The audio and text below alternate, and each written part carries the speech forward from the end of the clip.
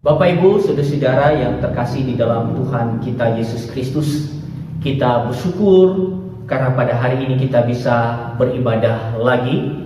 Dan marilah kita bersama-sama membaca dan merenungkan kebenaran firman Tuhan yang terambil di dalam surat 2 Korintus pasal pertama ayat 8 sampai ayat 11. 2 Korintus pasal 1 ayat 8 sampai ayat 11.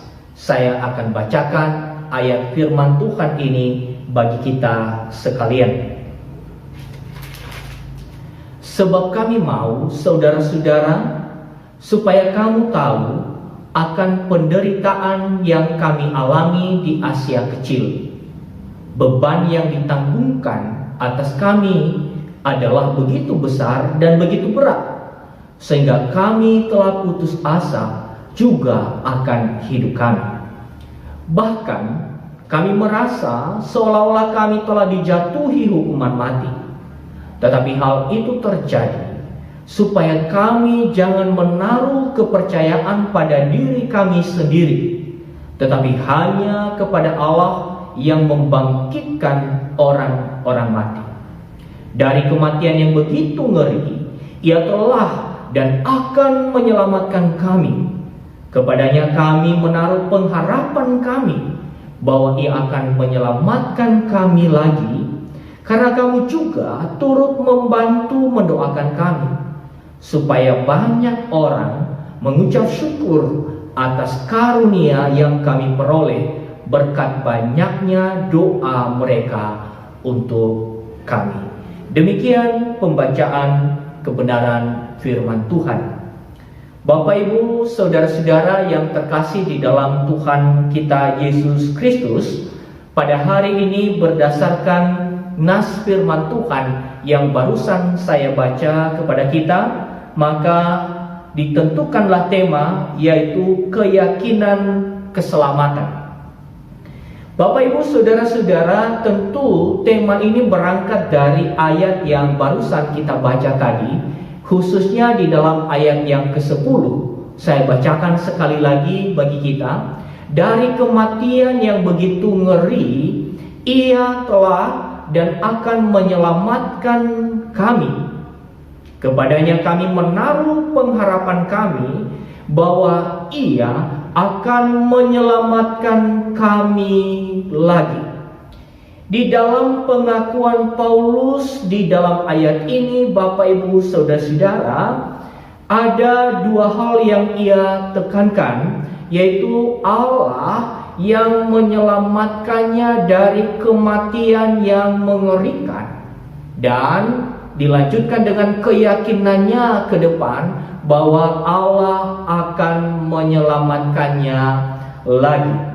Sebelum kita masuk dalam pembahasan ini, maka tentunya kita masih ingat bahwa ayat firman Tuhan ini ada di dalam perikop yang pernah kita renungkan dalam beberapa minggu yang lalu. Dan perenungan kita dalam beberapa minggu yang lalu memang dimulai ayat yang ketiga sampai ayat yang ke-7. Bapak Ibu saudara yang saya kasih di dalam Tuhan, ayat 3 sampai ayat yang ke-7 itu, kalau kita ringkaskan, sebetulnya berbicara tentang apa? Berbicara tentang Allah yang menyelamatkan orang percaya. Itu tetap memberikan kasih karunia, tetap memberikan belas kasihan kepada mereka yang telah diselamatkannya. Artinya orang-orang percaya yang sudah menerima Tuhan Yesus, yang sudah percaya pada Injil, yang sudah menjadi milik Kristus, itu mereka tetap mengalami belas kasihan Allah. Dan bukan hanya itu, mereka juga tetap mengalami penghiburan dari Allah di tengah-tengah penderitaan yang mereka alami. Penghiburan tersebut merupakan bagian yang tidak terpisahkan dari keselamatan yang dianugerahkan oleh Tuhan kepada orang percaya di dalam Kristus Yesus. Itu hal yang pertama. Kesimpulan yang kedua dari ayat 3 sampai ayat yang ke-7 itu adalah selagi ada dalam dunia ini, orang percaya tidak bisa menghindarkan diri dari penderitaan. Sekali lagi, semasa ada di dalam dunia ini, orang percaya tidak bisa menghindarkan diri dari penderitaan. Kadang-kadang penderitaan itu berkaitan langsung dengan status sebagai orang percaya. Kita belajar dari apa yang diungkapkan dan disaksikan oleh Paulus dalam pasal 1 ayat 3 sampai ayat yang ke-7, dan dinyatakan dengan begitu detail di dalam ayat yang ke-8. Di sini dikatakan, sebab kami mau saudara-saudara supaya kamu tahu akan penderitaan yang kami alami di Asia Kecil. Ketika Paulus merujuk pada Asia Kecil dan penderitaan yang dialami di sana, itu juga bicara tentang statusnya sebagai orang percaya sekaligus berhubungan dengan statusnya sebagai seorang rasul yang melayani Tuhan. Jadi Bapak Ibu dan saudara-saudara, sekali berasul Paulus pun tidak bisa menghindar dari penderitaan. Mengapa demikian? Karena statusnya sebagai orang percaya tampil di tengah-tengah dunia yang sudah jatuh dalam dosa.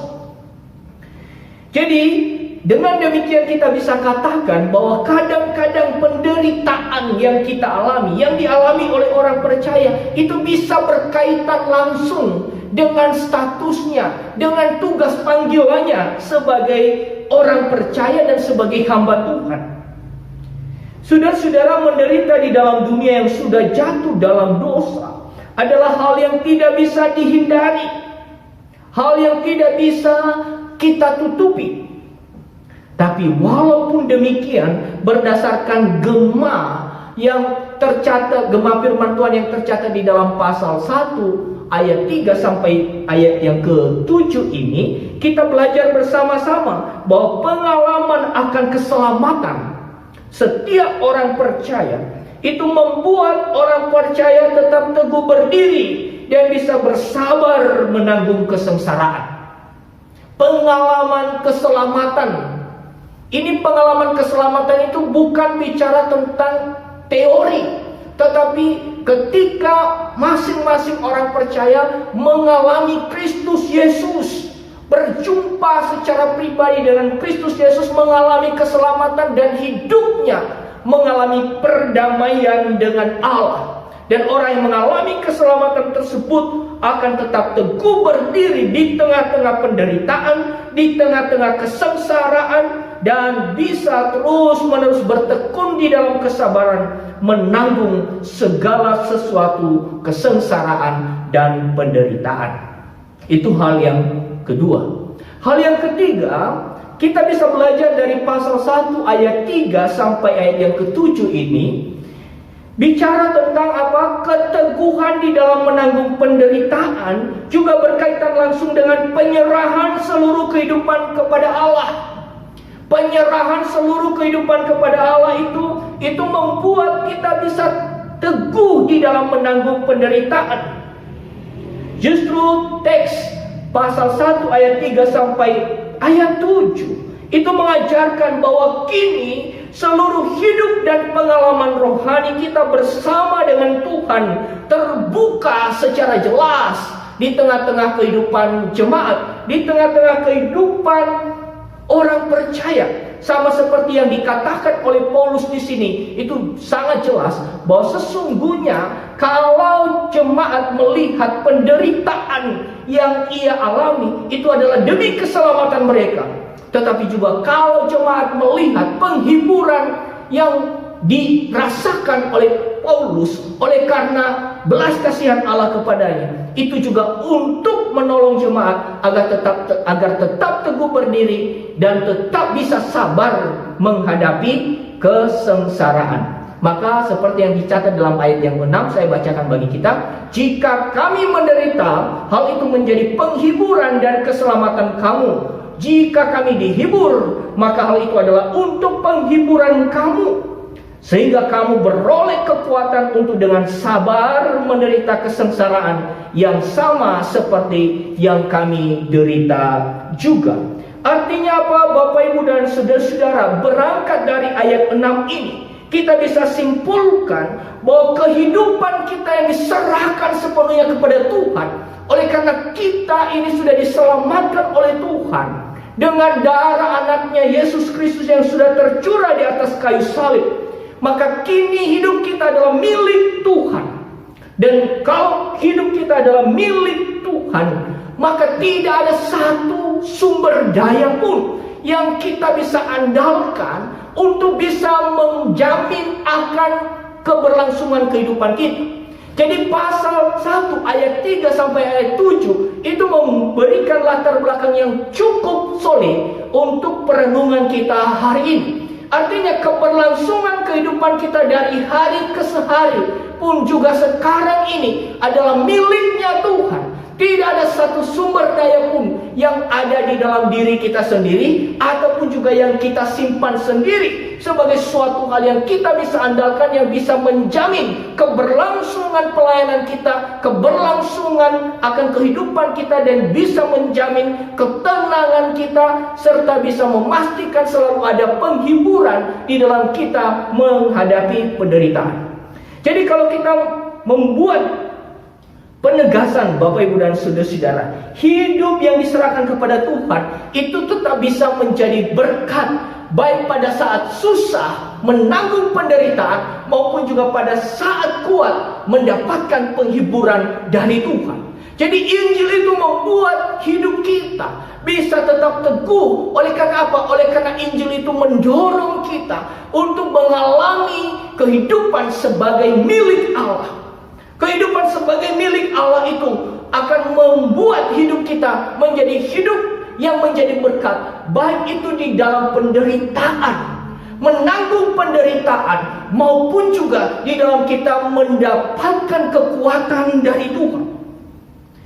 Seringkali Bapak Ibu dan saudara-saudara, kita bisa katakan kita menjadi berkat hanya pada saat-saat ketika pijakan kita kelihatan solid.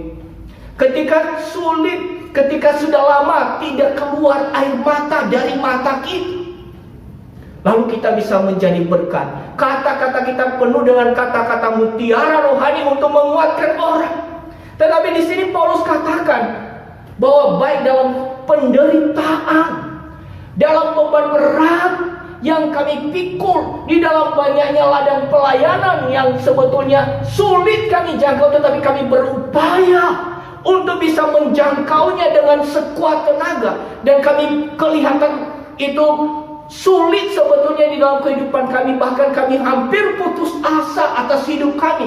Belum lagi kami dikejar-kejar, belum lagi kami harus menghadapi penganiayaan, belum lagi kami harus menghadapi ancaman nyawa. Tetapi Paulus katakan, kalaupun dalam kondisi seperti itu, kami tetap bisa menjadi berkat. Di sini dikatakan dalam ayat 6 bahwa kehidupan Paulus di dalam menanggung penderitaan demi keselamatan orang percaya. Demi keselamatan apa? Mereka bisa mendengar Injil. Paulus harus menanggung kesengsaraan. Paulus harus rela dikejar oleh para penganiaya. Tetapi itu demi keselamatan orang percaya. Tapi sebaliknya, Paulus mengaku di sini bahwa dia mendapatkan penghiburan dari Allah. Dan kalau dia sudah mendapatkan penghiburan dari Allah, maka yang terjadi apa? Dia juga bisa menguatkan orang lain untuk menghibur mereka, untuk bisa menunjukkan bahwa kekuatan yang berlimpah, penghiburan yang berlimpah itu sungguh-sungguh bersumber dari Allah yang sudah menyelamatkan orang percaya. Artinya apa Bapak Ibu dan saudara-saudara? Bahwa kita harus memulai langkah awal itu dan mempertanyakan di dalam kehidupan kita masing-masing. Kalau kita bicara tentang jaminan dan keyakinan akan keselamatan, maka kita tidak boleh merasa bahwa keyakinan akan keselamatan itu timbul di dalam keyakinan diri kita sendiri. Keyakinan akan keselamatan justru dimulai dari apa? Dari pengalaman keselamatan yang kita alami sendiri ketika kita mengalami Allah dan kita dijadikan oleh Allah sebagai miliknya. Dan ketika Allah Allah menjadikan kita sebagai miliknya, berarti kita sekarang menyerahkan seluruh hidup kita ke dalam tangan Tuhan, menjadi milik Allah yang sesungguhnya. Nah, marilah kita masuk dalam pembahasan tentang ayat-ayat yang kita sudah baca tadi, ayat 8 sampai ayat yang ke-11. Di dalam ayat 8, Bapak Ibu sidang jemaat yang saya kasihi, Paulus memberikan penjelasan yang lebih mendetail tentang penderitaan dan kesengsaraan yang ia alami bersama dengan rekan-rekannya. Ungkapan yang tercatat di dalam ayat 8 ini tidak bernada keluhan sama sekali. Paulus tidak sedang mengeluh dan mengasihani diri dan meminta perhatian supaya orang mengasihani dirinya. Ungkapan ini menjelaskan betapa berat beban yang harus dipikulnya. Beban berat yang dipikul oleh Paulus itu terlihat dari apa yang dikatakan, apa yang kami alami di Asia Kecil. Artinya konteksnya adalah pelayanannya. Injil yang ia beritakan juga tidak jarang ditolak. Dan bahkan justru karena dia memberitakan Injil, ia menjadi musuh bagi banyak orang. Ia dimusuhi oleh banyak orang. Kekuatan politik tidak berpihak kepadanya dan ia harus melarikan diri. Nyawanya terancam. Oleh karena penolakan akan Injil membuat dia harus pindah dari satu tempat ke tempat lain, melarikan diri. Saudaraku yang saya kasih dalam Tuhan, bahkan juga bukan hanya pada masalah penganiayaan, bukan hanya pada masalah penderitaan, tetapi juga Paulus mengatakan di sini di dalam ayat yang ke-8, beban yang ditanggungkan atas kami adalah begitu besar dan begitu berat. Artinya tanggung jawab pelayanan yang ia bisa lihat, yang diberikan kepadanya oleh Tuhan, tanggung jawab untuk menjangkau orang-orang non-Yahudi, itu lahannya cukup luas. Nah, kalau lahannya cukup luas, lalu begitu dia memberitakan Injil di satu tempat diterima, itu cukup puas. Tapi yang menjadi masalah adalah tugasnya begitu berat. Lalu ketika ia menunaikan tugas itu, dia harus menghadapi penganiayaan, dia harus menghadapi ancaman. Tugasnya juga begitu berat, tetapi kekuatan secara fisik pun juga ia tidak miliki dengan kekuatan yang super. Ia adalah manusia biasa sama seperti kita, yang juga bisa merasa lelah, yang juga bisa merasa capek di dalam tubuh. Tetapi hasratnya untuk memberitakan itu begitu tinggi, maka ia terus bisa bekerja untuk Tuhan. Jadi di dalam ayat yang 8 ini Paulus membeberkan dengan begitu rupa, sampai akhirnya ia dengan jujur mengatakan di dalam ayat yang, di dalam kalimat yang terakhir, sehingga kami telah putus asa juga akan hidup kami. Paulus katakan sehingga kami telah putus asa, karena dia diserang dari berbagai pihak, belum lagi tugas yang begitu berat yang harus ditunaikan. Bahkan di dalam ayat 9a di situ dikatakan, bahkan kami merasa seolah-olah kami telah dijatuhi hukuman mati. Artinya tidak ada pengharapan untuk bisa menjalani hidup lagi kalau itu dilihat dari sudut pandang manusia. Nah, oleh karena itu, dengan berangkat dari kondisi ini, kalau misalkan kita bisa simpulkan Bapak Ibu dan saudara-saudara, kalau Paulus bisa melewati hari-hari, memasuki hari yang baru, kira-kira apa yang ada di dalam benaknya? Ucapan syukur. Ucapan syukur. Karena apa? Karena dengan adanya kondisi ini dia dikejar-kejar, diancam, belum lagi ladang pelayanan yang masih banyak harus dijangkau. Kalau bisa memasuki hari yang baru, maka itu artinya ucapan syukur. Pernahkah kita mengalami kecemasan dan ketakutan yang cukup luar biasa, Bapak Ibu dan saudara-saudara? Suatu saat, ya, itu di satu tempat itu terjadi gempa bumi yang begitu dahsyat, dan itu menghancurkan bangunan-bangunan orang, ya. Nah, tempat yang mengalami gempa bumi ini adalah tempat yang juga belum memiliki teknologi informasi. Ya. Coba bayangkan Bapak Ibu dan Saudara-saudara, kalau gempa dahsyat ya 8 skala Richter itu sesuatu yang sangat mengancam nyawa gitu ya. Dan biasanya kalau sudah terjadi gempa yang sangat dahsyat itu pasti akan terus gempa susulan ya. Nah, Bapak Ibu dan Saudara-saudara, kalau orang hidup di dalam kondisi seperti ini, begitu ada gempa, Bapak Ibu dan Saudara-saudara, itu pasti mereka akan gemetar, takut dan melarikan diri. Bisa-bisa misalkan ada tsunami gitu ya, takut. Nah, rasanya ketakutan Paulus itu lebih daripada itu sebetulnya. Dia dikejar dari berbagai pihak. Jadi kalau dia bisa memasuki hari yang baru, kalau dia masih bisa berkarya, itu adalah puji Tuhan yang luar biasa, oleh karena berkat dan kemurahan Tuhan. Bapak Ibu Saudaraku yang saya kasihi di dalam Tuhan, tapi Paulus tetap bisa mengatakan, kami yakin Tuhan akan menyelamatkan. Mengapa? Karena memang dia sudah menyerahkan hidup kepada Tuhan. Kita juga sebagai jemaat Tuhan, keyakinan kita akan keberlangsungan hidup kita dan keselamatan kita, itu memang tidak boleh didasarkan pada aspek-aspek lahiriah kita. Tidak boleh juga beralasan dari berbagai macam hal yang kita punya sendiri.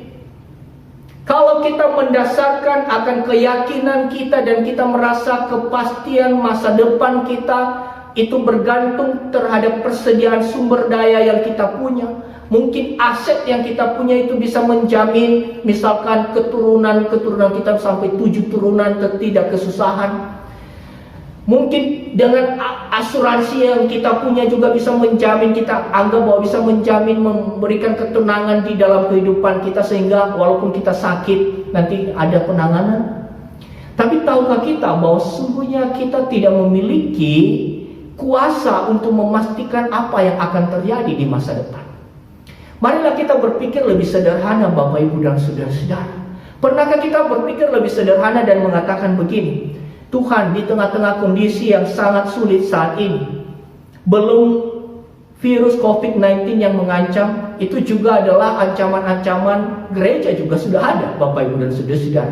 Kita menyaksikan bukan apa yang terjadi juga dalam beberapa waktu yang lalu, orang beribadah kecil ya, beribadah sangat sederhana, di depan sudah dikerumuni oleh massa gitu ya, dengan teriak-teriak yang mengancam. Itu menakutkan, Bapak Ibu dan Saudara-saudara.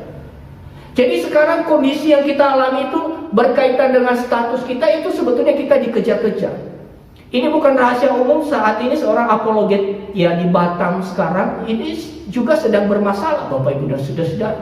Karena memang beliau ini juga adalah orang yang sangat keras menghajar balik ya, orang-orang yang mengolok-olok Yesus, yang dengan seenaknya bisa memutarbalikkan pengajaran Alkitab. Lalu ketika dia melawan, ia didatangi oleh ormas, Bapak Ibu dan Saudara.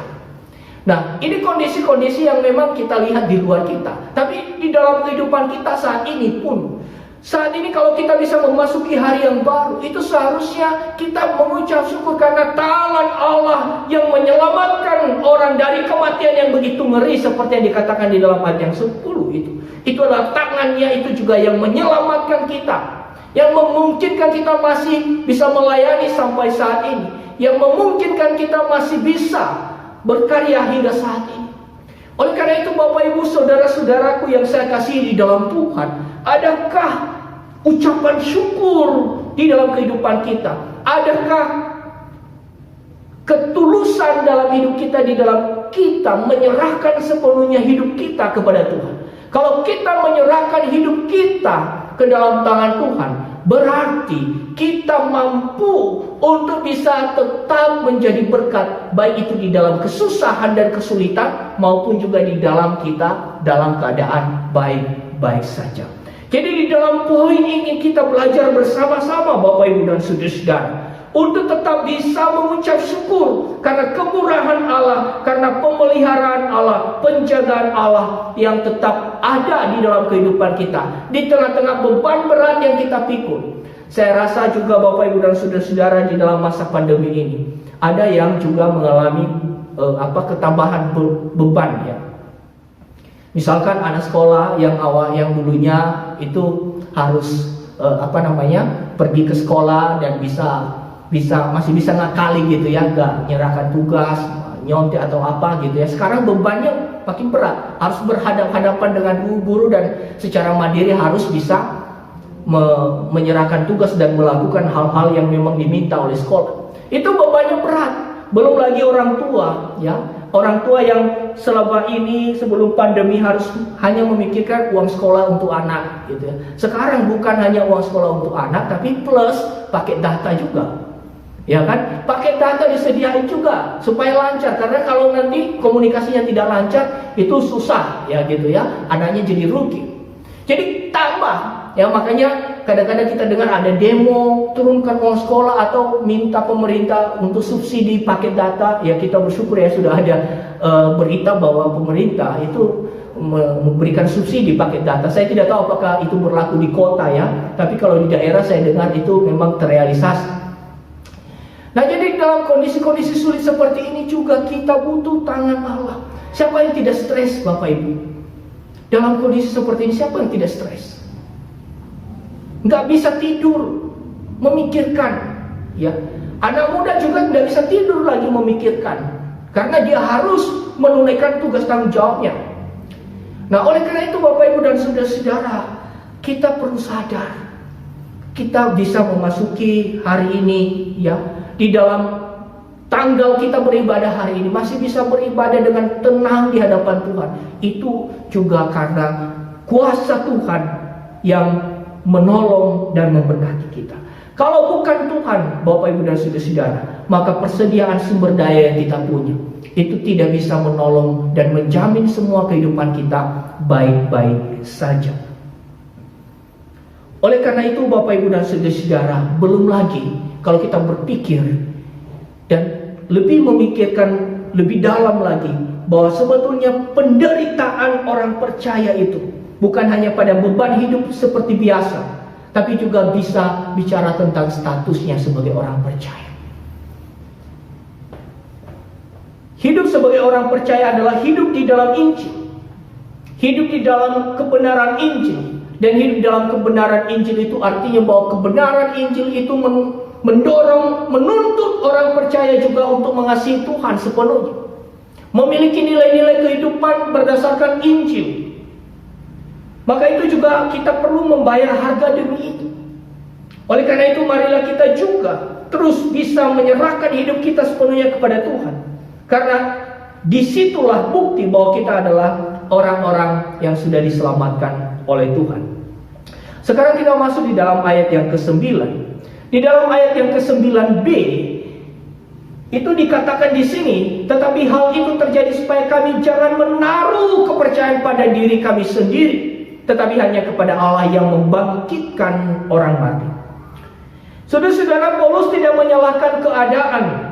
Ia memahami bahwa penderitaan dan beban berat yang dialami telah membuat dia menyadari bahwa betapa pentingnya menaruh kepercayaan hanya kepada Allah.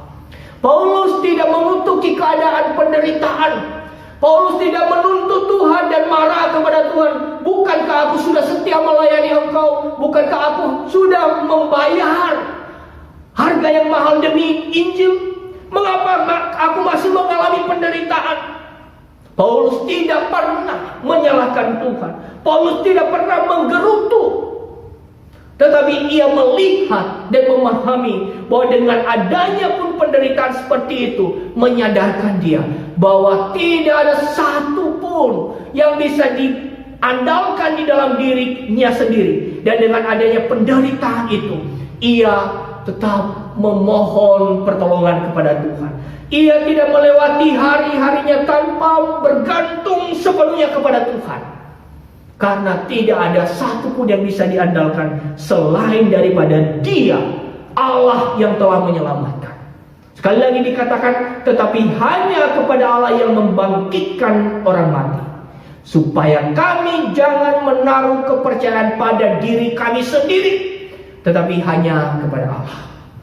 Saudaraku yang saya kasih dalam Tuhan, penderitaan ada baiknya. Bagi orang dunia mengernyitkan daya dan tidak tahu makna di balik penderitaan. Tetapi firman Tuhan mengajarkan kita bahwa dengan adanya penderitaan, kita sedang diajarkan satu hal. Seperti Paulus di sini berkata, supaya kami tidak menaruh kepercayaan pada diri kami sendiri. Ketika kita ada di dalam kondisi yang sangat sulit, maka kalau kita bisa bangkit kembali, itu artinya ada kuasa yang bisa menolong dan membuat kita bisa pulih. Di dalam kondisi yang memprihatinkan itu, kita sudah kehilangan arah. Kita tidak tahu harus berbuat apa. Tapi kalau kita bisa bangkit, kalau kita bisa terhiburkan, kalau kita bisa dikuatkan, maka itu buktinya Tuhan yang bekerja menolong kita.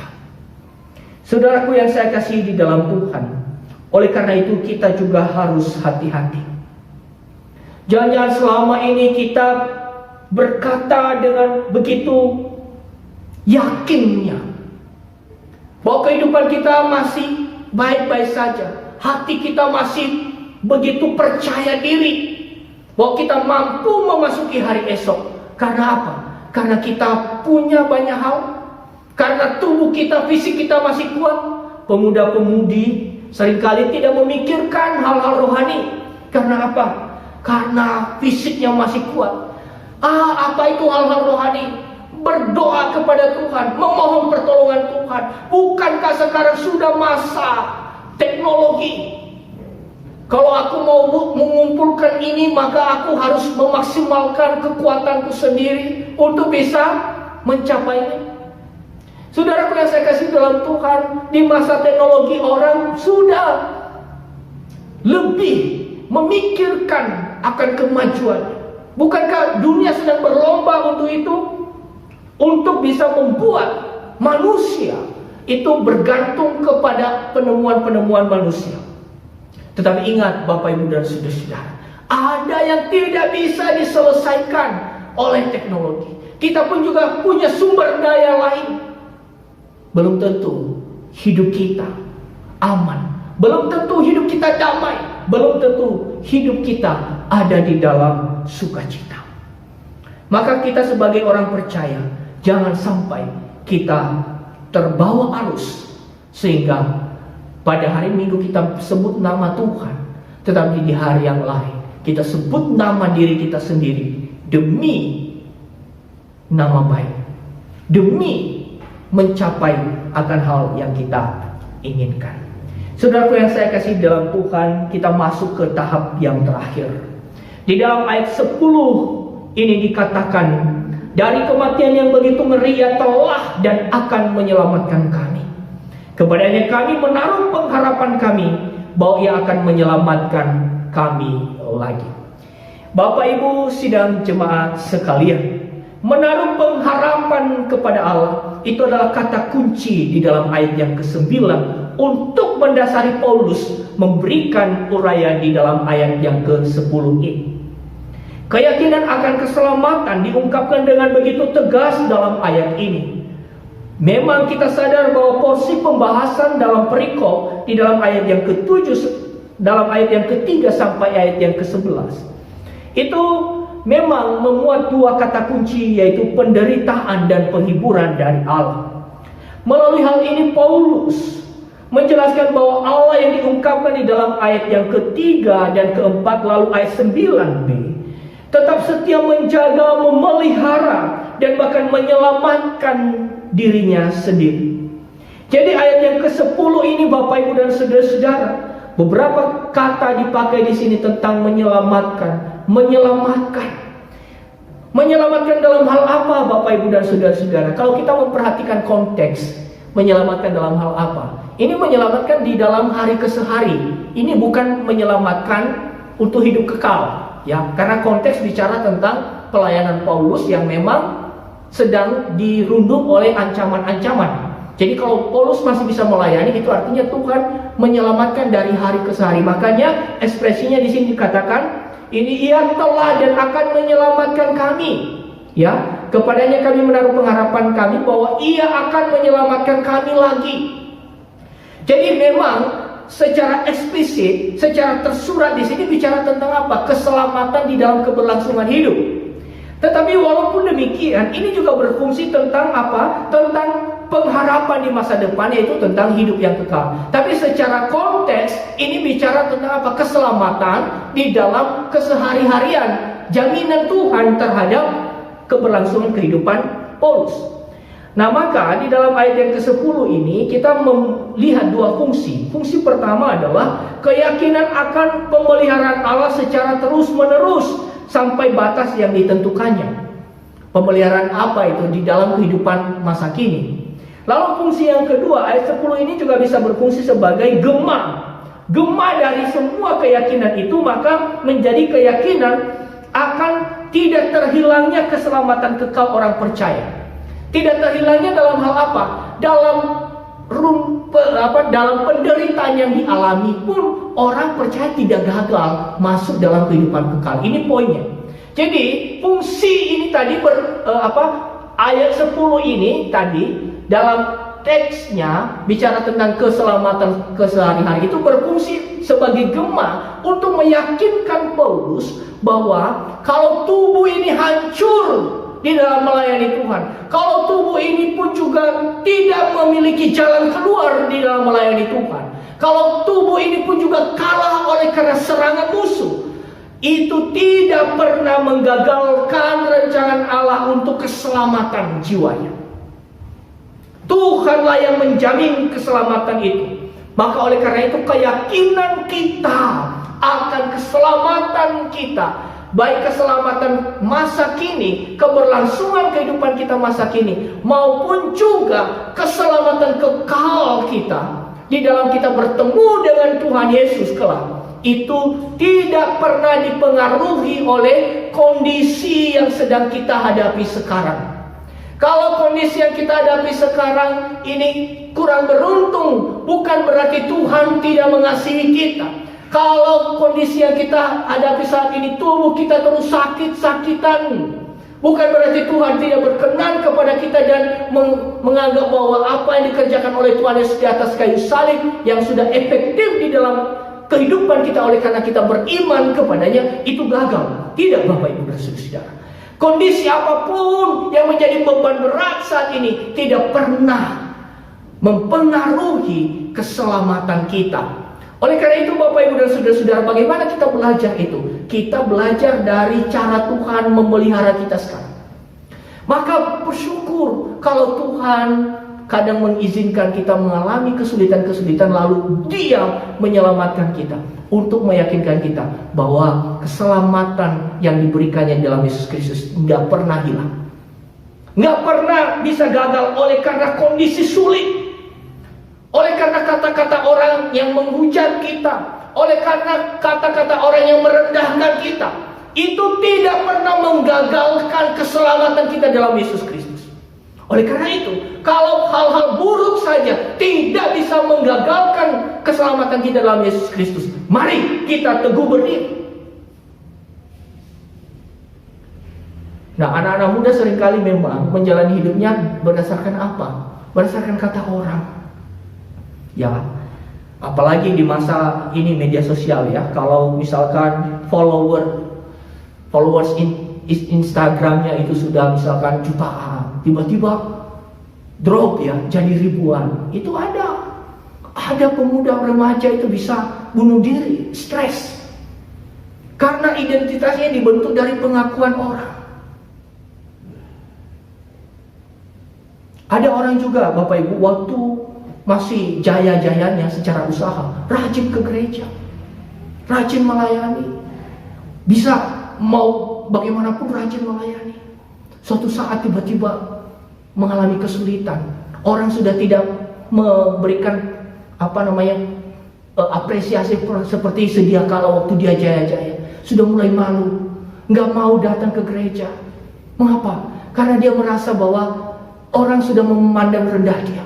Saudara-saudara, kalau keselamatan di dalam Kristus Yesus itu sudah jaminan kekal, maka identitas kita jangan dibentuk oleh apa yang kita alami.